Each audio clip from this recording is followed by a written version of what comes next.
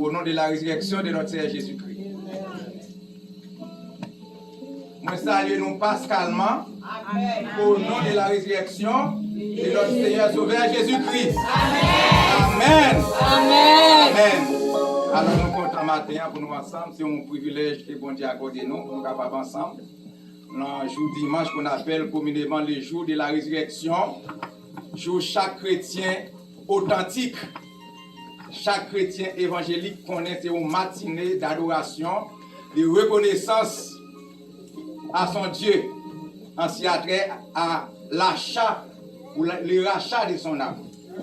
C'est non Christ à le racheter. Mais nous suivons moins, s'il vous plaît, parce que nous connaissons tout le monde qui l'a déjà.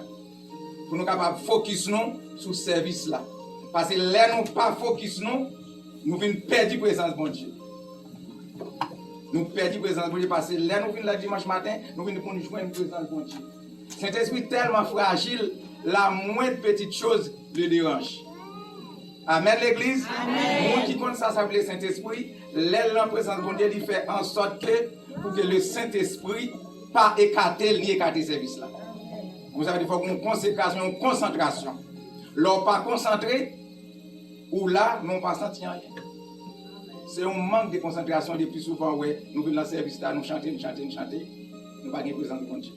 Alors c'est un privilège matin, nous gagnons pour nous ensemble, pour nous fêter, et nous c'est le plus beau jour dans le calendrier mondial, le calendrier évangélique, et dans la vie de chaque chrétien. Ce jour qu'on appelle le jour de la résurrection de notre Seigneur Jésus-Christ. Donc ce matin, vous êtes très belle et beau. Vestimentairement parlant. Nous faisons en sorte que notre âme soit aussi belle pour adorer notre Dieu. Alors, c'est une grâce, c'est une bénédiction et aussi c'est un privilège que nous avons. Donc pour démarrer notre service, tout de suite nous faisons la place à notre frère Benjamin qui va venir faire la première lecture introductive pour la gloire de Dieu, le psaume 24, et titré L'ascension du roi de gloire.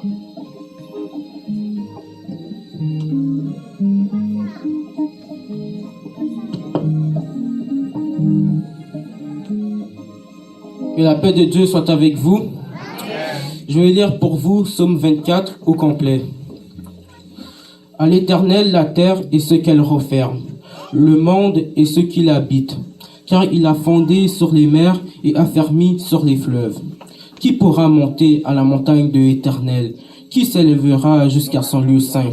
Celui qui a les mains innocentes et le cœur pur, celui qui ne livre pas son âme au mensonge et qui ne jure pas pour tromper. Il obtiendra la bénédiction de l'Éternel, la miséricorde du Dieu de son salut. Voilà le partage de la génération qu'il invoque, de ceux qui cherchent ta face, Dieu de Jacob.